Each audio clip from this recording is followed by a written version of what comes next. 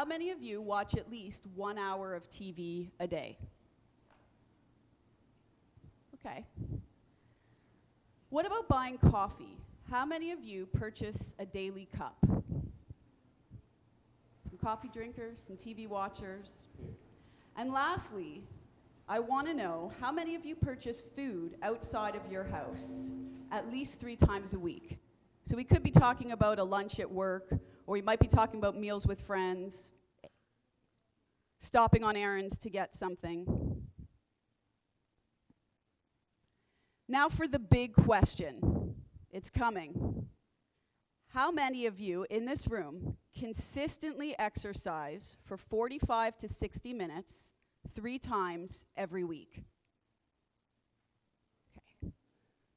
So for those of you who are doing it, you could take your washroom break now and then come back for the next speaker. Now, hopefully I can still offer you something.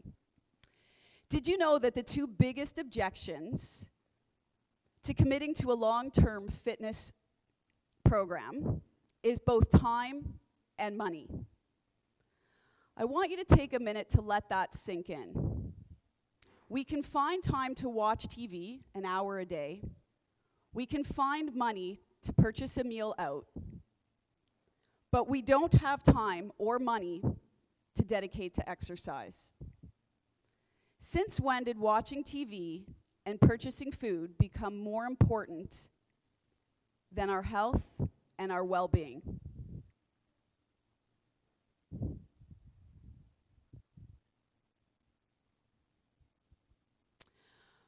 According to Canadian Physical Activity Guidelines, adults require at least 150 minutes or 2.5 hours of moderate to vigorous intensity exercise per week, and youth ages 5 to 17 require at least 60 minutes a day. The reality is approximately 85% of Canadians are not getting enough exercise. I think we can all agree that this is something that we need to change. And I've come to realize that in order to do that, I have to inspire people to fall in love with fitness. So why is it important? Well, it's important because obesity rates have doubled since the 1970s. And if we don't do something to change it, by the year 2025, 34% of Canadians will be obese. That's 1/3 of our population. And I remember when 2025 used to seem like something far off into the future. But that's only 6 years away. With all our technological advances we have made over the years, our new, overly sedentary lifestyle is literally destroying us. So as a fitness professional, I asked myself, what can I do?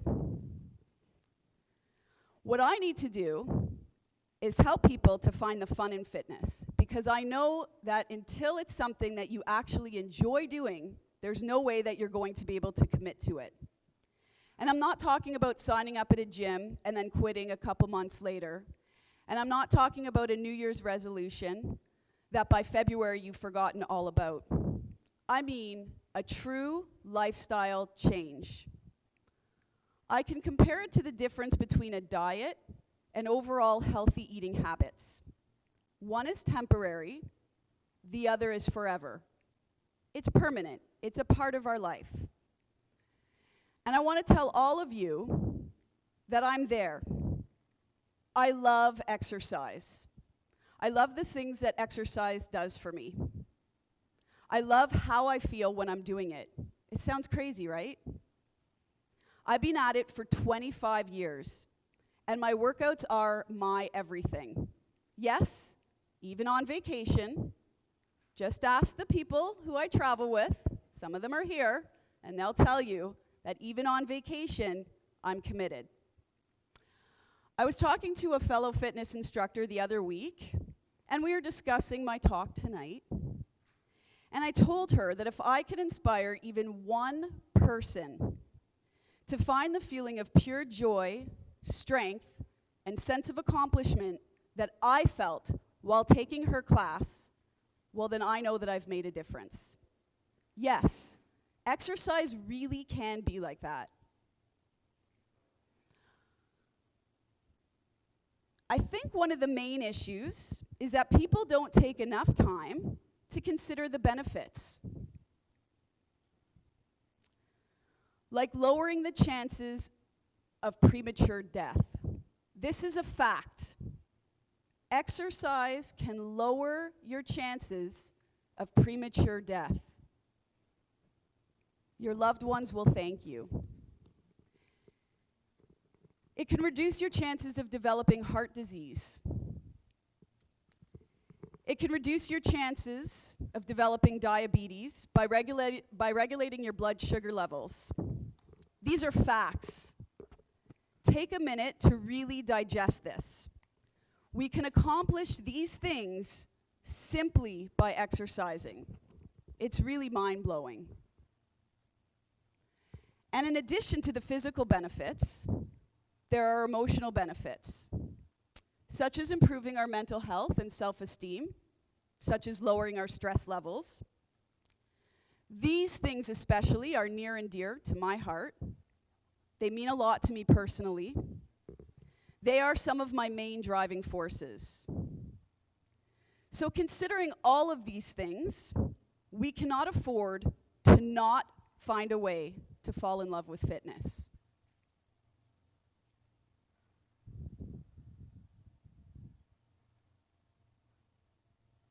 So now what? How do we get there? Well, you can come see me at the gym. It's close, and I'll let you know when you're there. No, I'm just kidding. We'll talk about it now. There are some crucial things that we need to do in order to begin our journey. So you know now that I'm a general manager of a Goodlife Fitness, and we use these all the time as our roadmap. We call it our formula of success, and I'm living proof that it works. It's how I found my way. And no, I wasn't born loving exercise. Quite the contrary. When I was younger, back before 25 years, before I really started on my journey, I didn't feel strong, I was underconfident, I wasn't good at sports. And fitness and these tools have really changed my path and my life. So it starts with your why. A why has to be something that's significant.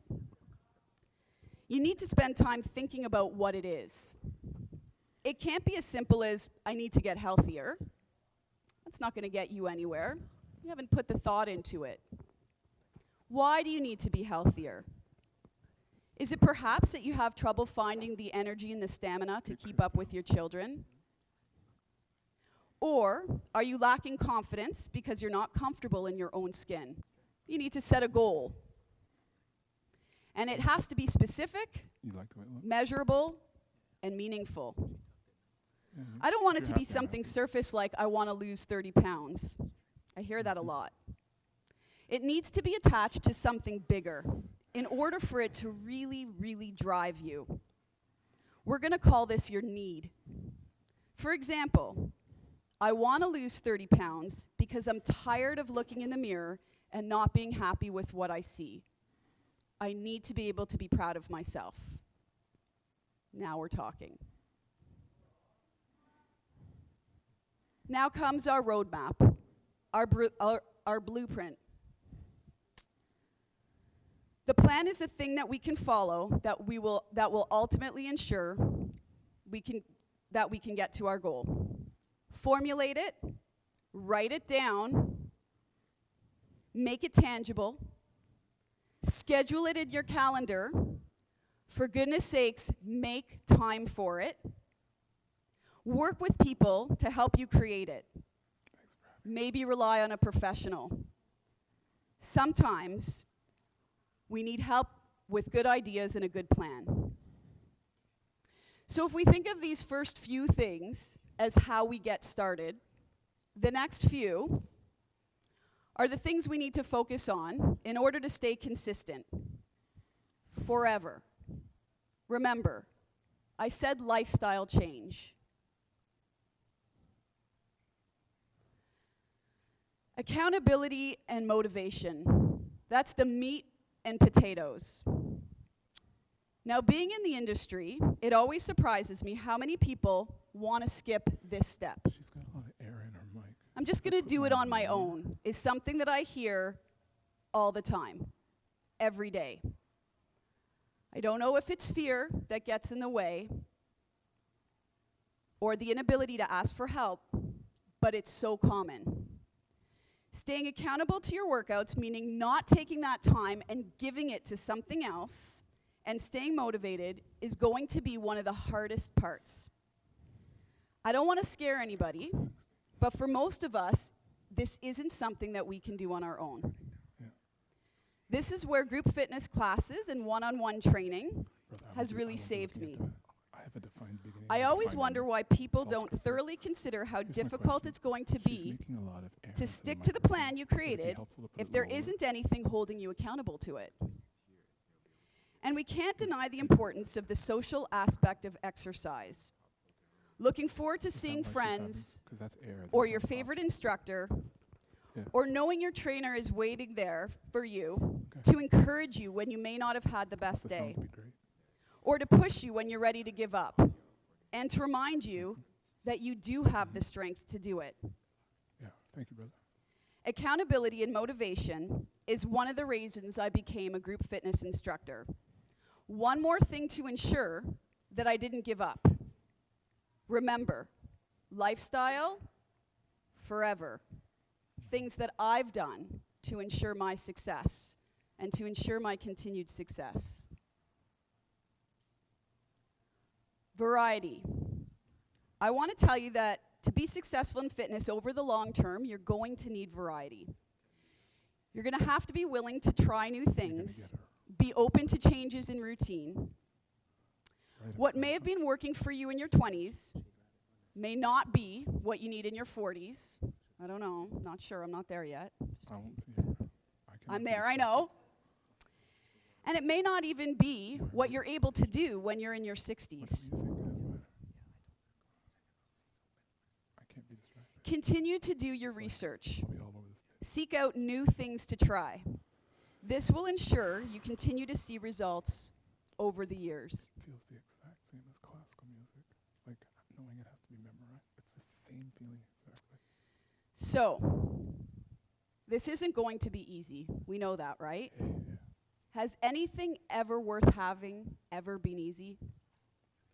Be willing to step out of your comfort zone if you're looking for that consistent progress. These are things I'm still doing after 25 years. Currently, I'm working with a trainer, experimenting for the first time with heavy lifting. I'm a very different presentation than what we've seen. It isn't easy. For someone so comfortable with exercise, I feel like a fish out of water. I feel exactly like my new members feel when they first walk in our doors. And I remind myself that it's important to always feel that way. I'm no longer the teacher when I'm with them. I'm the student. I'm open to learning. And if you're a regular exerciser, like some of you indicated you may already be, you need to learn to humble yourself if you want to keep growing, stay consistent, keep learning forever. So we all know what it's like to be comfortable, and it's not until we can step out of our comfort zone until that magic is really going to happen, until we can find that key that's going to sustain us. So tonight, I want you to make use of the tools that I've given you. I want you to establish a support network.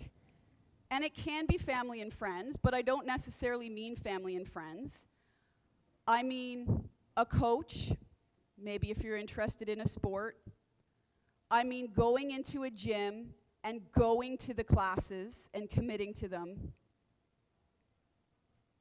Having the courage to work with the personal trainer and say, I need that sense of support.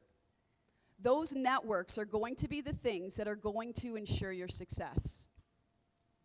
It's time to invest in your health and to love yourself. I want you to be willing to push yourself, to step outside your comfort zone. You can do it. I taught a class this morning, and I can tell you that one of my regular members is 83 years old, and he shows up every Saturday to attack with me. So if you think that that looks intimidating instead of fun, I think it looks very fun. Just leave it. Again, I want you to be willing to step outside that comfort zone No. and try something new. When you see Thank that, you.